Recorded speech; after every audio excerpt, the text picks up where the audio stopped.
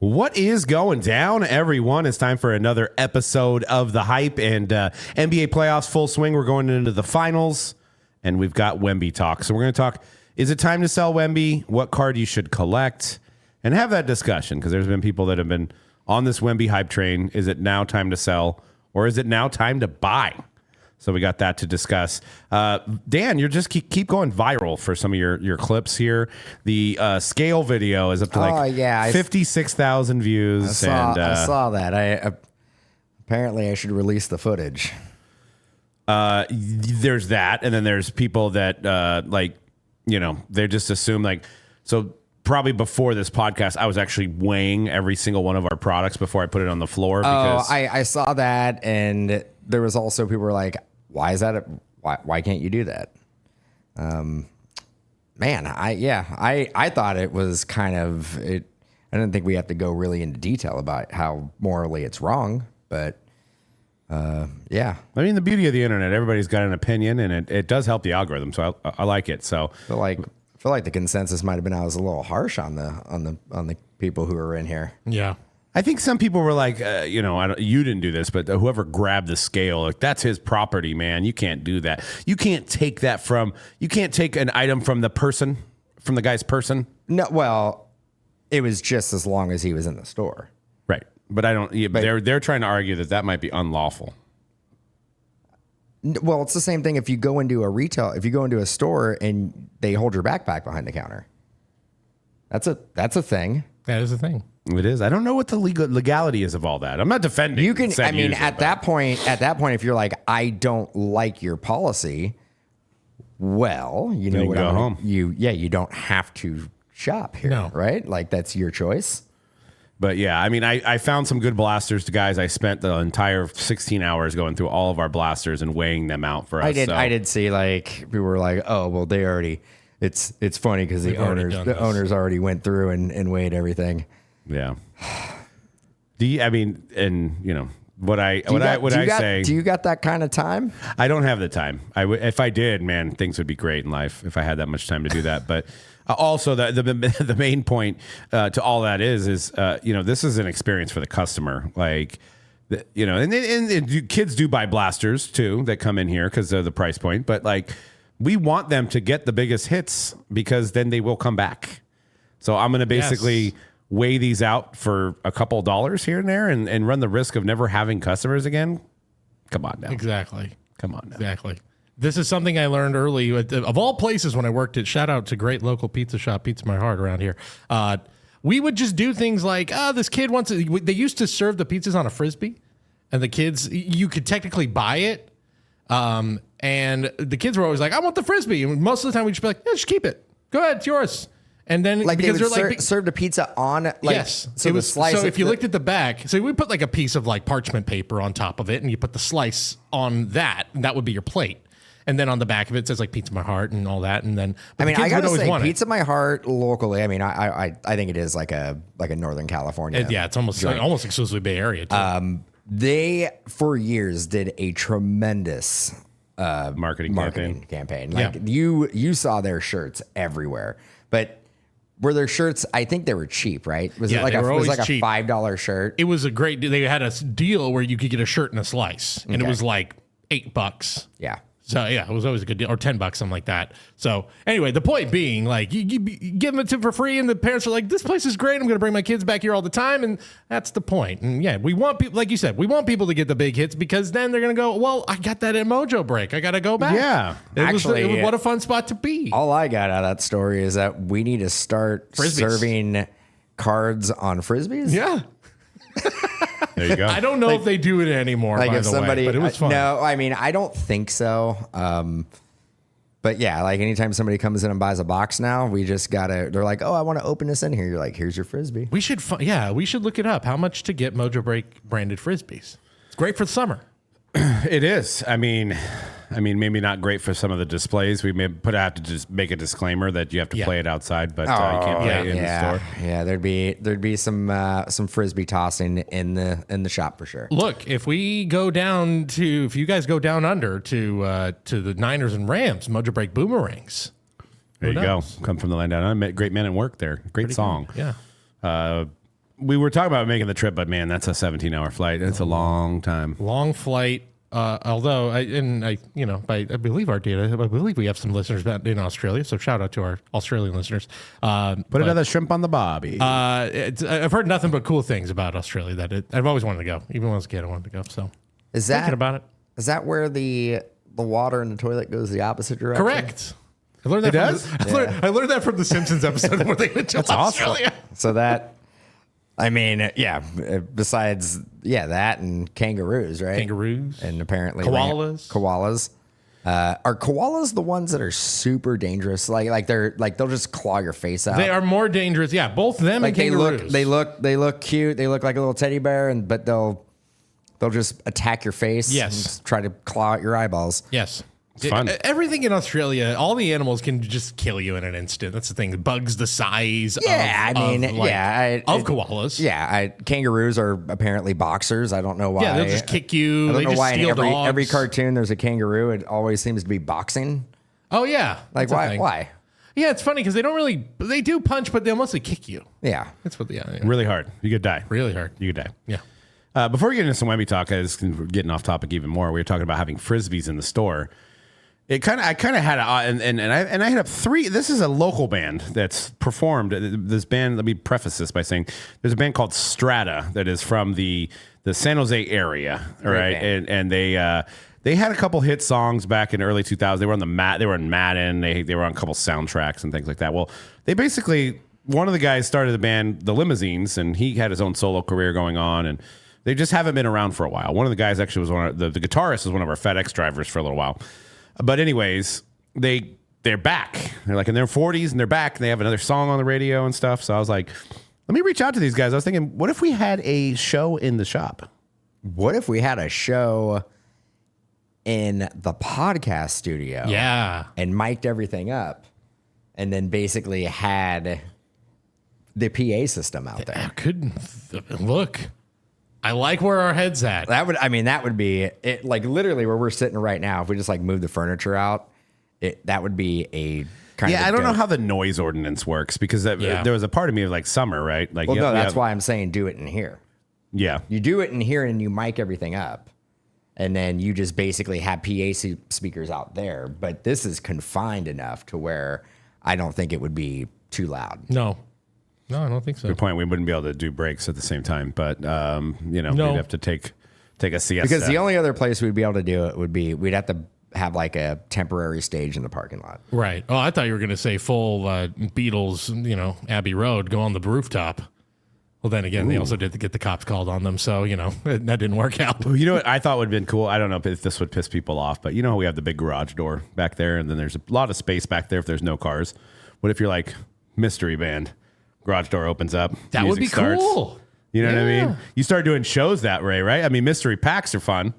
What if you did? There's going to be somebody here. It's mystery. It opens up. Music's loud, and it's that band. Yeah, but people just like it. You would almost have to like at least put out like hints of what it might be, or like the genre, right? Because I thought it was a hip hop show. Yeah, and it's a somebody rock comes show. and they're like, right. This is an improv jazz show. Like this is. This is Spinal Tap when they go into their freeform jazz era. What's going on here? I mean, I'm into polka, but I don't know if I want to sit here for a whole show. We throw some packs out to keep them there, Yeah, that's right. But yeah, maybe in the future, we'll be able to. I like the idea of like using the back and having it open up, super dramatic. Get some smoke machines as I just don't know the ordinance. You'd probably have to get the local PD involved, and there'd probably be a lot more red tape than just a great idea. Yeah. You probably, I would say, if we were to do my idea and have it in here, I think we would be able to get away with it, but it would be not the typical like rock show experience. Because I would say you could clear out everything in here and then put them like over here, and then you have room for at least. I mean, you'd be able to do it in here. Yeah. Like in the shop. I think the best way to do it would be have a stage in the back in the parking lot. Yeah, probably. Yeah, summer series, summer concert. Now we don't have a lot of neighbors on the weekend. I believe at that point we would need some type of temporary cabaret license to have live music. But I don't know. I have no idea. But Yeah. a couple food trucks out there. We got Shane, head of security. Yeah, a couple. Stay We're good to tuned. go. Couple Stay rock and tuned. roll bands. I love it. Sounds I'm like- in. Mojobreak Summer Concert Series sounds like a great idea. It does. That would be awesome. It'd be fun. We can just Switch it bring, up. just bring. Actually, in San Jose over the weekend, Smash Mouth played Sushi Confidential. Sushi Confidential. Yep. In San Pedro Square? Yep. Wow. Okay. In the back. Fair in the enough. little patio area. There's always something So going on there. It's I'm just like, we're going if- hyper local, if- but Yeah, there's but I something mean, going rest in peace, Steve Harwell. So it's the I same know. band. There's that too. Yeah. I mean, Should be like something Mouth, not Smash Mouth. Should be different name. I mean, they still played all the songs. Yeah, they do. They have a lot of good Could hits. go to Sushi Confidential and get. They got like at least 8 to 10 jams. 8 to 10 jams and chow down on 5 to 6 rolls. Why not? Go crazy. Sounds like a good idea. But yeah, that's. Oh.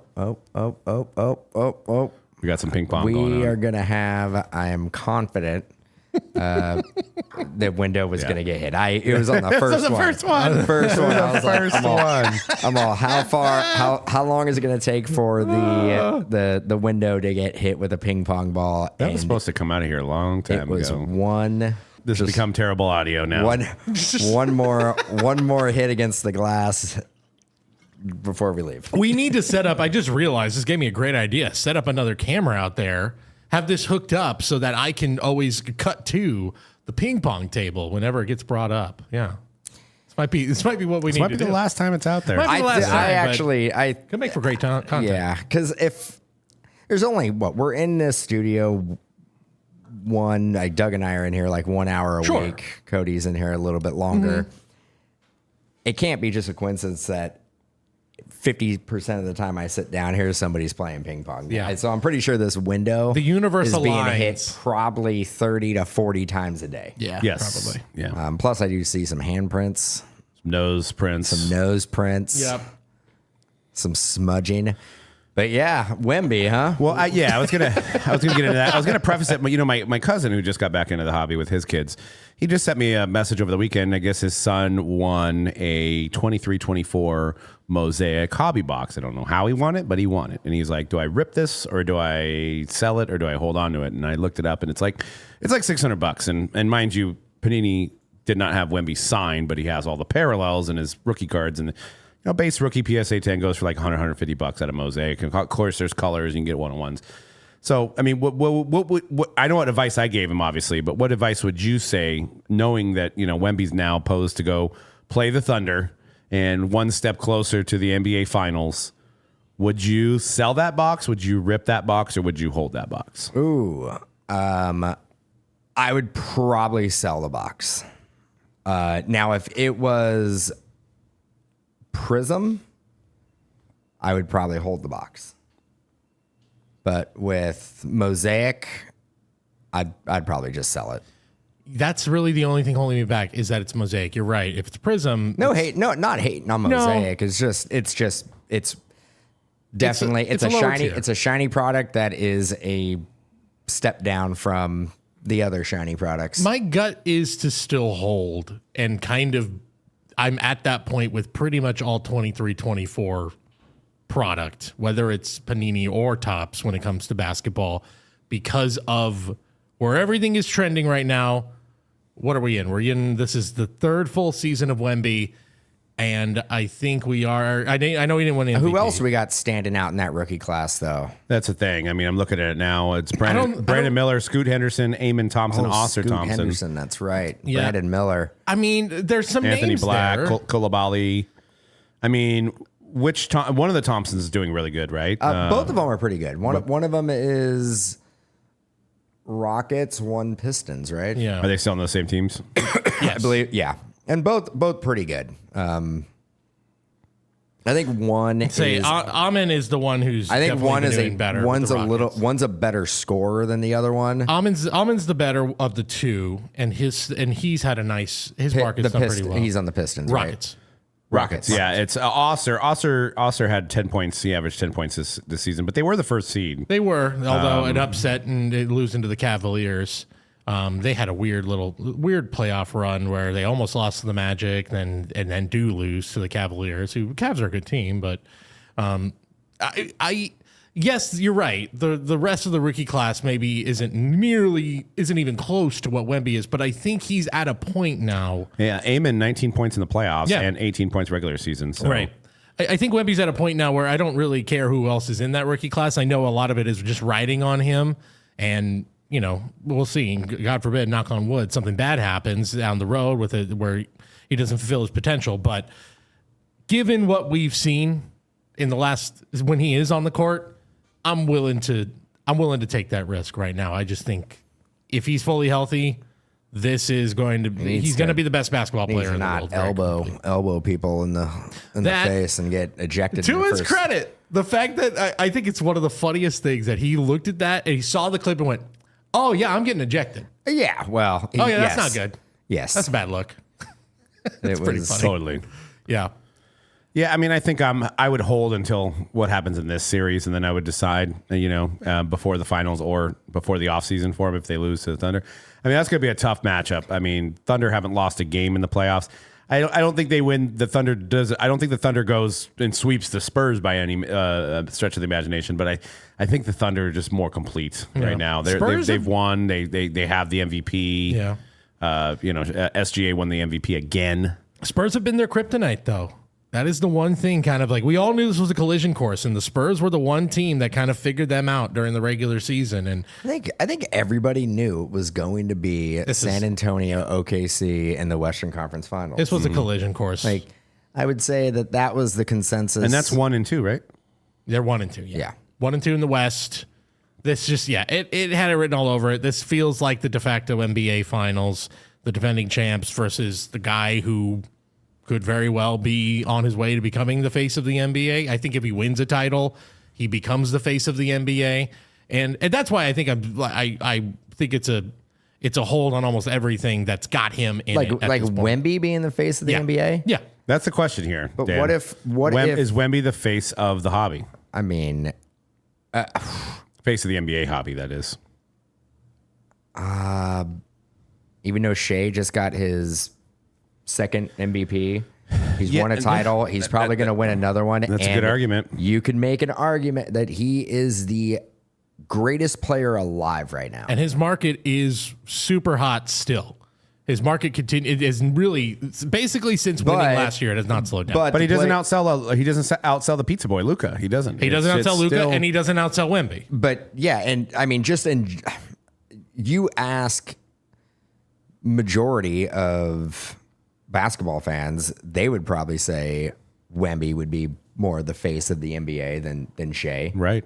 But look at the stats and the accolades that Shea has compared to what Wemby has. I think though and I think this is why Wemby is getting so much more love in the hobby. There's always an X factor, I feel like, and there's something what makes this a totally unique athlete. There's the unique. Well, there's person. There's nobody that you can compare to Wemby. No, there's other people there's other players in the league that you can probably compare Shea to. And I think they have the same skill set, right? Where Wemby, who do you compare? Who is the other guy that's comparable to Wemby? There really isn't. There's no one. There's nobody, but there's also never a big selling center over. You got maybe Shaq, but even Shaq doesn't sell as well. No. I mean, it's hard to compare without the autographs and things like that. When Shaq was a rookie, I mean, SGA. I feel like SGA is almost like the Rodney Dangerfield of the league, man. It's like he just doesn't get any respect. I mean, 2 MVPs, but I mean, in the hobby, granted. I think he's going to be going into his 9th year or maybe 10th year next year. So Wemby's in his 3rd year. So, he's got 6 seasons on him. So, you look at Wemby and you're like, he's already doing this.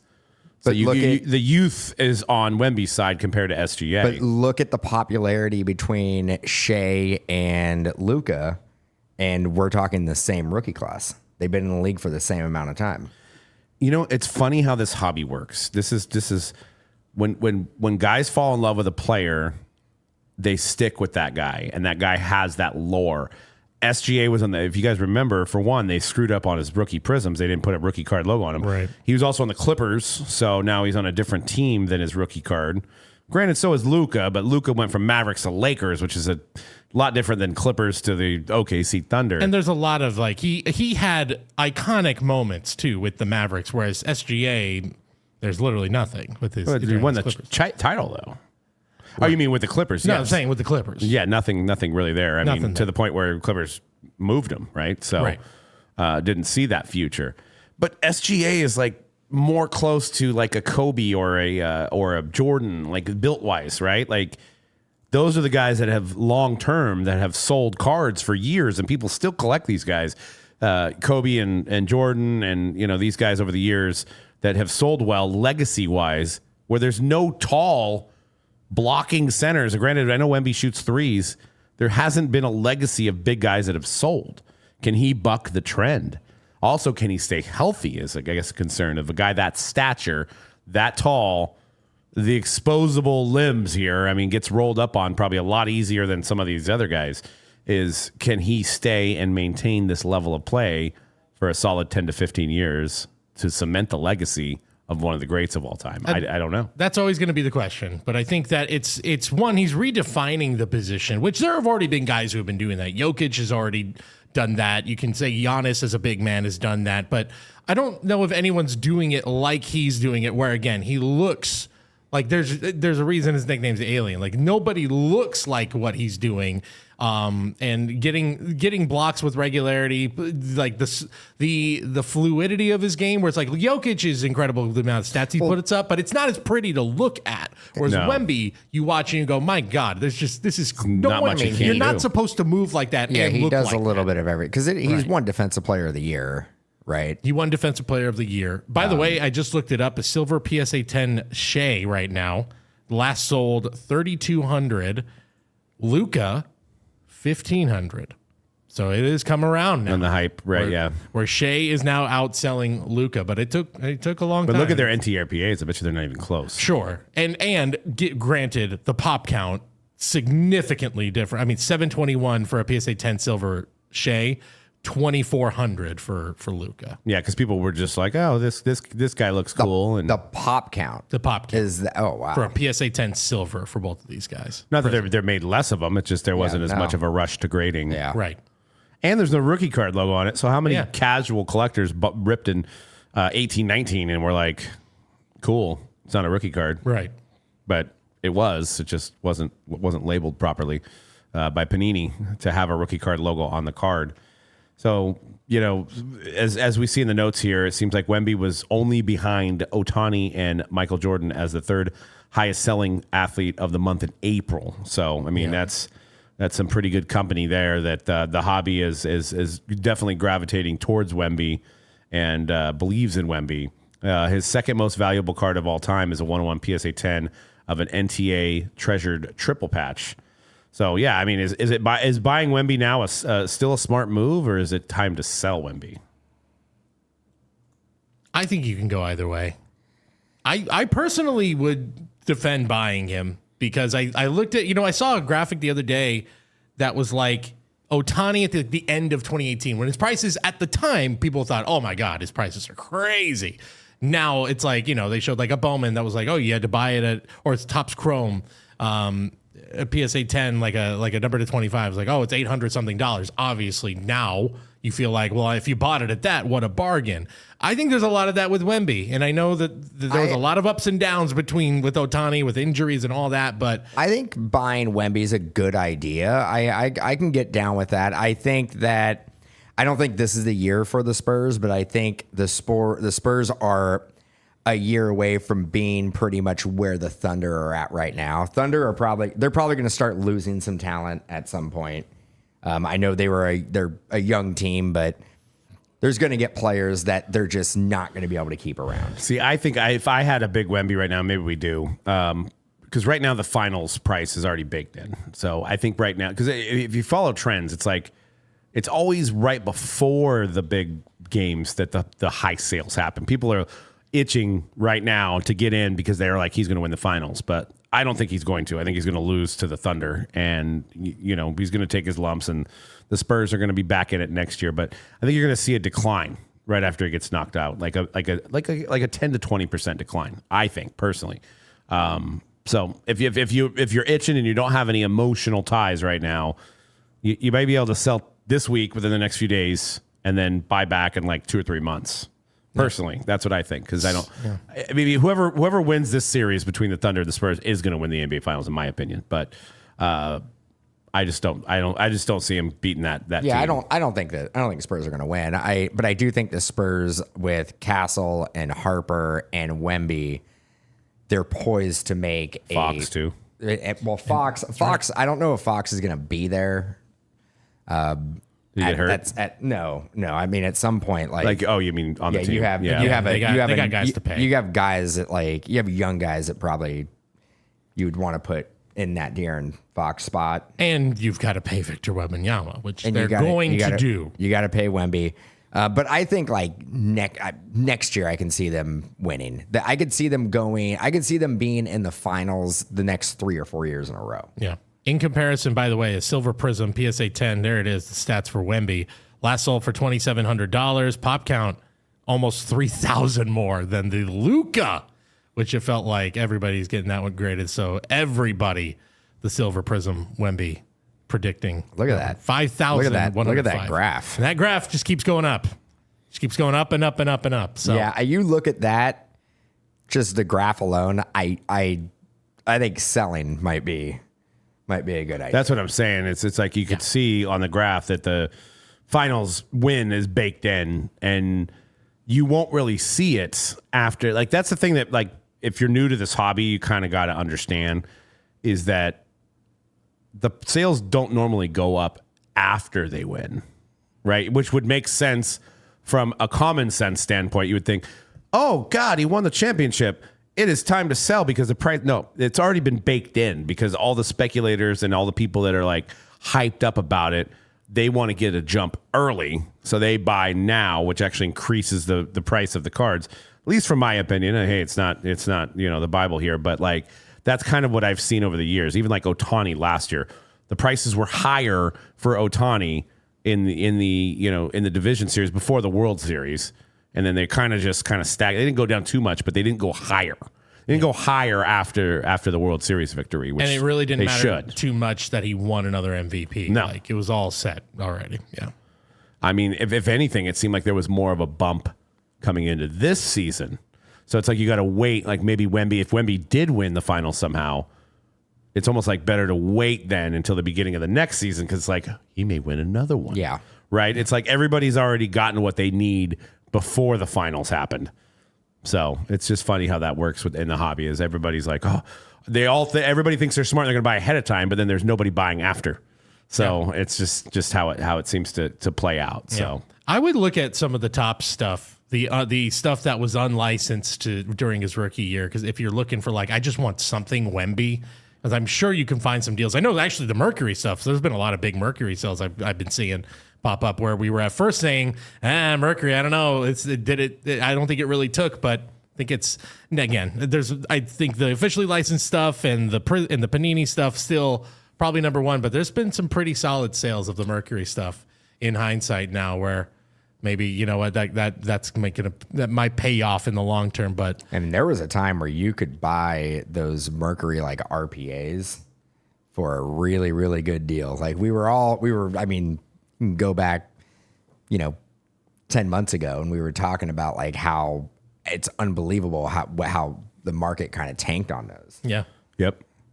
There's boxes of Mercury selling now for about $13,000. Yeah. So there you go. 12 to $13,000. I mean, you could have got them as low as $7,000 during the time where they were all available, and now they're probably obviously drying up. So, something to think about. Guaranteed an RPA in every box, right? Guaranteed an RPA, yeah, and I think an additional autograph at least. Additional auto. Yep. There might be a few of those big dual chases too, still lingering. I don't know the exact number of what's left from that, but there's. There was rumors that there were logo mans in there, and I don't think we've ever seen them. No. Maybe it's in the box that we have, Dan. Maybe. I don't know what you're talking about. I think we have a box somewhere. Look, maybe if they win a final, who knows? Yeah, 3,500 on a basic game use patch to 3,500. So yeah, 1,800 on a regular auto. What's been some of the highest? Didn't we just buy a Didn't Alex just buy a Mercury RPA? He might have, yeah. $15,000 on a 1 of 5 base, like an auto, just an auto, but a PSA 10, $15,000. Yeah. I mean, I look at that, and so it's fun. Like, yeah, maybe some of the Panini Prism stuff, but you look at that, the Mercury stuff that's unlicensed. Is that a sell right now? Maybe. Because too, a lot of his highest selling, there's a good chunk of his highest selling stuff is you see a lot of the Prism stuff, but it's his 25, 26 autos that are easily the most expensive of all of his autographs. Which would be it's what third year Wemby. Which tells me that yes, you probably should sell the unlicensed stuff right now. Yeah, because people are paying for the license. They're actually paying more for a third year auto than they are for a rookie year. Yeah.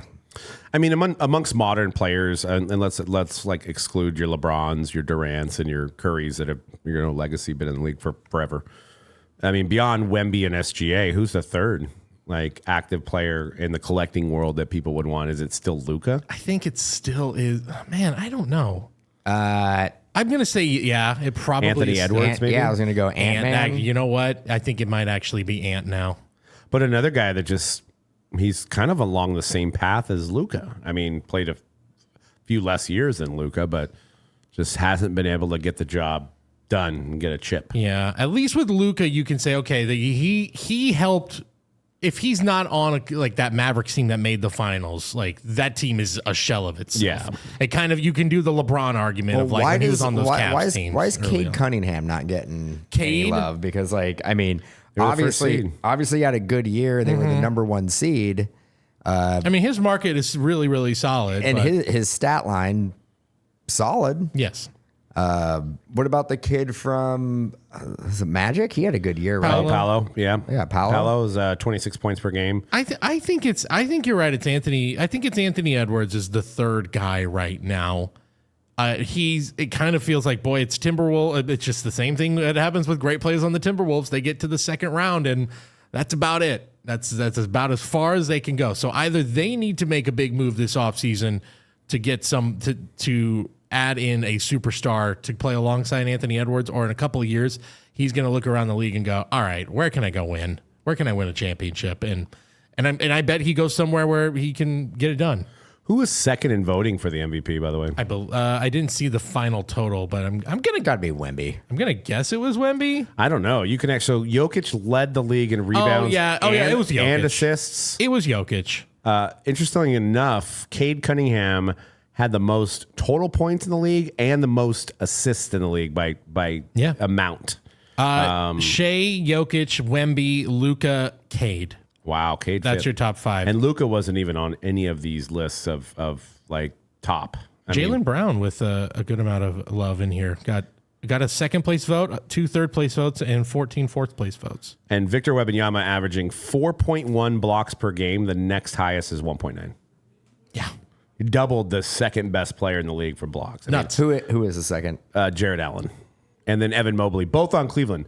So they both average 1.9 a game, and they're on the same team. Yeah. So they basically get about 4 a game and between 2 people. Yeah. Between 2 people. Mm-hmm. And then Victor's doing it himself. So yeah. Insane. Crazy. I mean, it helps when you're that tall. I mean, you got a pretty good reach too.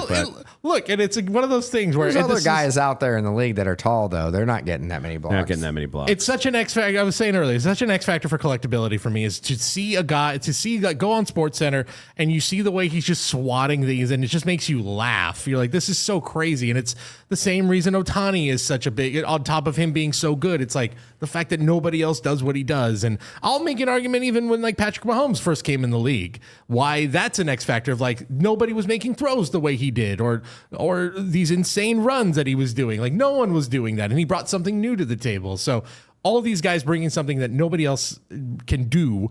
And obviously you put on SportsCenter or whatever, or you go on social media and you're like, I can't, you see these jaw dropping highlights. It's that nobody else can replicate.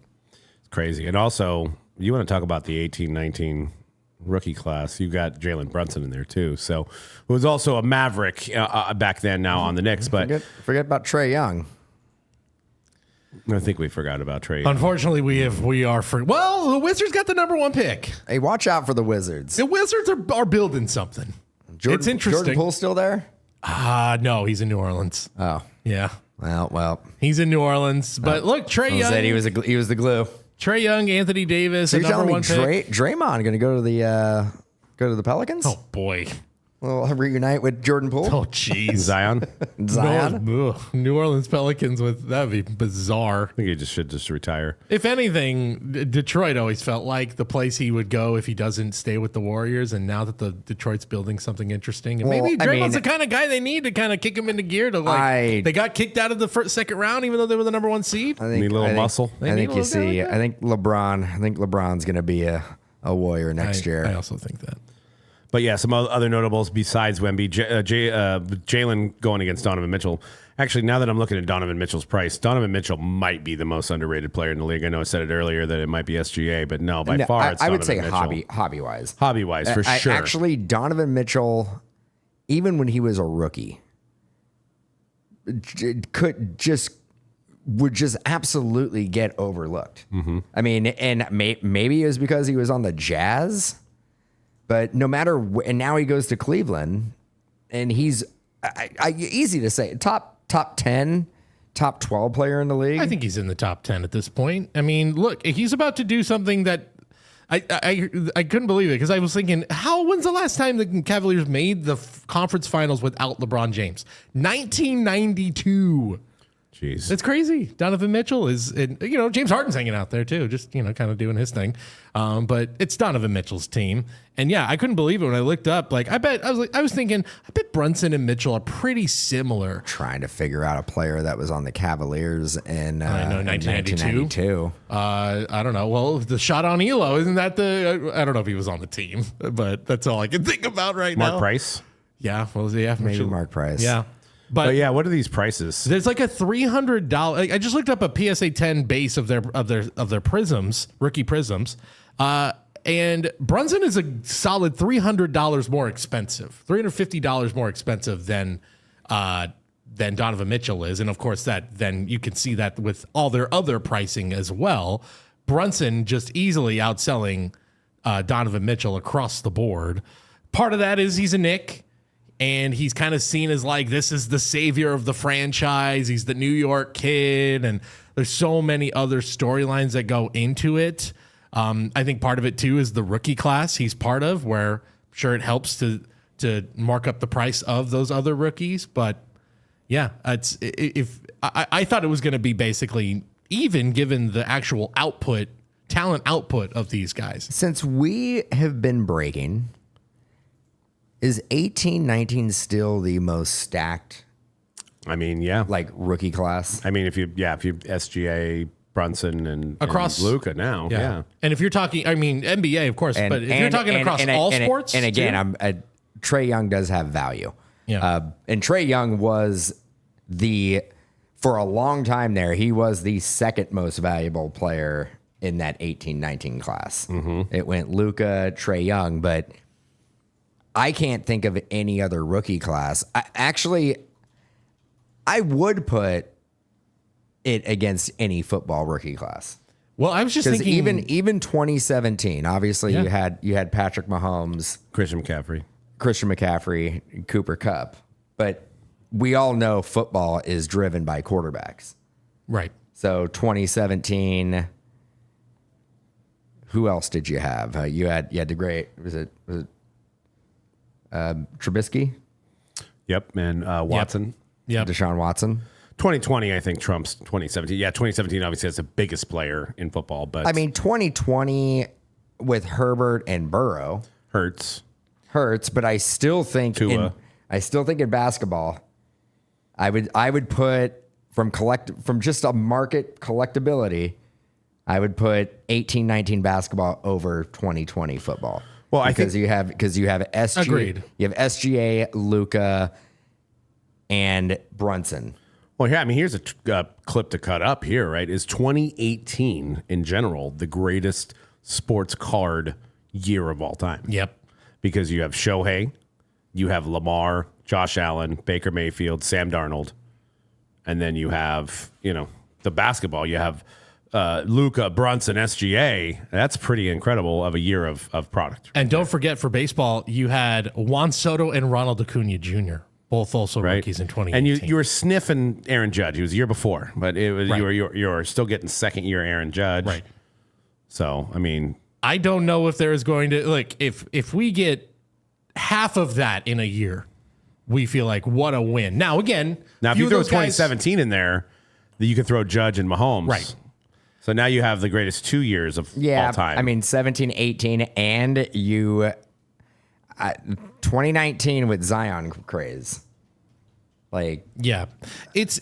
I think in hindsight, yes, 2018, no doubt, it's going to be viewed as this legendary year. But even thinking about the NBA at the time, SGA was not nearly at this point. Jalen Brunson wasn't funny. even close. We give a lot of credit to the pandemic, but has anybody really thought that like there was a tremendous streak of just really good young talent? Yep. Yeah. That like led up to the pandemic, like Yeah. 17, 18, 19, just so happens the pandemic happened in 2020, but like all that momentum was already building into it. Well, just think about it. What if the pandemic? What if the pandemic happened in 2017? That'd be wild, right? But I think the trading card industry would have been just as strong without the pandemic than it was with the pandemic. Mm-hmm. I just think that everybody needs something to point to and associate with an increase in the market. Yeah. So they're like, okay, well, it must be the pandemic because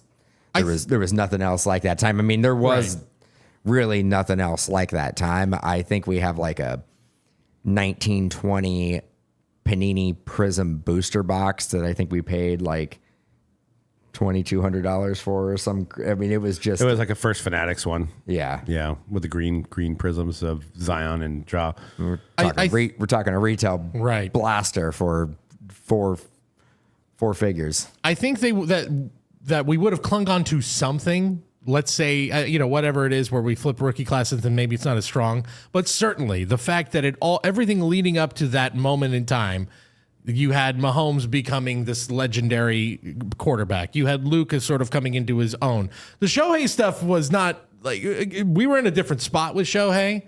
So that one may be a little bit different, but still, I guess coming off of 2019, we're still like, hey, he's still a two-way player. It's still exciting. His 18 market was insane. It still was, yeah. It was nothing like it is right now. But yeah, I mean, if you were smart, 18, 19, 20, if you were just loading up on Ohtani. Oh, yeah. Oh, my God. Because during the pandemic, Ohtani was one of the only players that probably wasn't selling for more than they were selling for in 2018. Sure. Right. Yep. I mean, yeah. And again, if you wanted to make the pivot to, hey, you know what? I'll let everybody snatch up Luka and Trey. I'm going to go Zion. I'm going to go. Yeah. I'm going to go with Shea. I'm going to go with this SGA guy. There's people who probably invested 7 figures in the Zion where they could have invested 7 figures in the Ohtani. Yeah. Or Shea or even Luka. I mean, it would have bounced back. I mean, before we move on to some basketball, SGA and Thunder, SGA's market, 2 highest sales of all time, 2026. That's crazy. 2026 flawless logo man auto sold for $577K. Oh no, that would have that's his rookie one. That's from 2026. But it sold this year. His 2 biggest sales sold within the last few months. Oh, okay. I was gonna say that'd be crazy if it was a 25, 26. Which actually they wouldn't even have. 24, 25 is the last one. PSA 10 Kaboom Emerald. So that's the 101 sold for $432K. So, I mean, he's not super underrated with those prices. No. Topps announced the MVP buyback after the SGA's second straight win. So if you do have those SGA Chrome based cards, if you're buying the Thunder, then you can cash those in for $20 a pop at your local card store. You can come into Mojobreak, and there's a sliding scale on the numbered versions of those as well. So something to keep in mind. PSA Pokemon Chaos Rising arrives this week, so there'll be a lot of those cards getting sent to PSA. But I have heard, and this is confirmed in Cody's notes here, that a lot of Pokemon collectors are heading over to Beckett because pop counts are so high on PSA 10s that collectors are taking the chance to get the black label with the Beckett to, lower the pop count in a sense, because it's super hard to get a black label. And when you do, these cards are being paid for. So there was a record-setting black label Bubble Mew that sold for $232K. First edition PSA 10 Holo Charizard is on Fanatics Collect. Currently at 400K. So the Pokemon market's super strong. We're going to have our event this Saturday, too, if you're in the area, Santa Clara at Mojobreak Shop. PSA is also investing $200 million in infrastructure improvements, added capacity, and over 700 new positions in the company to be filled at multiple headquarters throughout the globe. PSA also announced its increased wait times for orders as these changes are implemented. And I know there's still a lot of hate. There's one influencer that really hates PSA every day, day in and day out. But they're doing their best job to right the ship. Is he named after a city? Yes. Yes. Yeah. Real quick, before we get to more PSA, but that Mew card that sold just recently of 236K. Shout out to, I saw this on Collectible Guru and I thought it was an interesting point. And you're talking about people starting to go, collectors starting to be like, oh, let's just go through Beckett rather than go through PSA. To this point, a CGC, and again, this shows the difference of a black label. A CGC 10 sold for $2,000 the same day that black label 10 sold for $236,000. Again, black label is a different distinction, but I think there's a lot of Pokemon people who are like, oh, well, I'm going to take my chances. Well, yeah, is that 100 times more? 100 times more because it's a black label 10. Okay. Versus a CGC 10. Okay. Wild world we live in. It's aggressive. It's aggressive. Look, I get it. Like you can take. I mean, it is very, very, very. We talk about these black labels. Like, let's not sugarcoat it. You can take 100 of the same cards and send it to Beckett and not get a black label. Sure. Like, I don't know what the percentage is, but yeah, low. I mean, it is very, very, very difficult to get a black label. Yep. But, you want to take these pop counts. That's what really scares me for the future of Pokemon. I mean, right now it's extremely healthy and it's a lot of collectors coming in and, a lot of people are loving the market. But, you look at some of these pop counts and you're like, man, there's like 35,000 tens of said card. And you're like, geez, how does this continue to trade at this price? It's only the 10s. Right. It's only the 10s. So I think that's like, not only with Beckett with like no upcharge. I know they are owned by PSA, of course, but like no upcharges. You got your chance at your black label. It's just a healthier alternative, I think, to it's a great looking PSA. slab. It's actually, the black Dan, label is. I want to hear from you. There has been a little bit of a redesign that was announced for Beckett. I've seen it. Yeah, I like it. Okay, it's the same. They didn't change it up too much. The slab itself looked a little different, a little bit. It doesn't look, I mean, I guess it's going to be different to be like, get it in hand and see what it feels like. Oh, it's got some weight to it. I'll tell you that. It does have, it's still got some weight to it. They always do like that. Okay. And that's what I like about, right. That's what I like about them. And I hope they didn't, I was a little worried when I kind of saw the design. I went from the naked eye, not holding it. It looks like, did they try to go slim down? But if they didn't, good, because they shouldn't, because that's the whole point. If don't just be PSA, but with a black label or whatever. It's like, you got to have a little weight to it. Give people something a little different, Yep. So we'll see. I mean, I'm going to have a huge release week for Pokemon. I also wanted to point out, I don't know if you guys seen the schedule release videos. Rams is terrible. It's trying to copy Napoleon Dynamite. It's just awful. Awful schedule release. I didn't catch the schedule release videos this year. I mean, we had, I actually did not see it, but we just knock it out of the park with everything we do. Well, two teams have pointed out the EMF when the Niners come up on the schedule, like, haha, it's funny, Yeah, can we retire that now? That's serious. I'm tired of it. Can we retire the whole the power plant thing? No, prove it wrong. Well, then you can retire it. My house needs power still, so we can't retire the power plant. No. Don't retire the power plant, but let's retire the memes and the jokes. I'm done. I'm done with it. Well, move on. But I guess you're right. You actually, it's going to get worse because anytime a Niner player rolls an ankle, Right. there's only one thing to blame. This is the year. Nobody's going to get hurt. But on the here's the Niners. thing. This is the year. 10 years ago, when the stadium first opened, they were blaming the injuries on bad grass. The grass stinks. Everyone knows it. The grass is bad. Now the injuries keep happening. Maybe it's just a cursed franchise. I don't know. But it's always something. It can't just be like, it's football, people get hurt. I will say the rookie photo shoot happened over the weekend. It did. It did. I just kind of stumbled across. Rams had their old jerseys on. So they did a full redesign. And they are going to be photoed in the rookie photo shoot. They're going to Probably because they didn't have enough time to get them out to the photo shoot. I guess so. Yeah, that is weird that they didn't think about that. And the Titans have their brand new jerseys. Yeah, the Rams actually came out.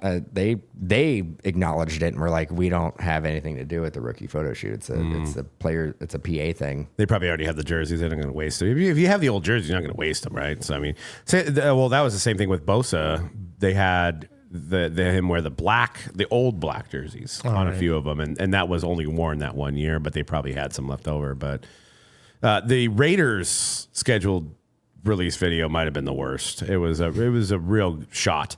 They basically had Kirk Cousins and Fernando Mendoza act like stepbrothers. Like, did we just become best friends? Oh, right.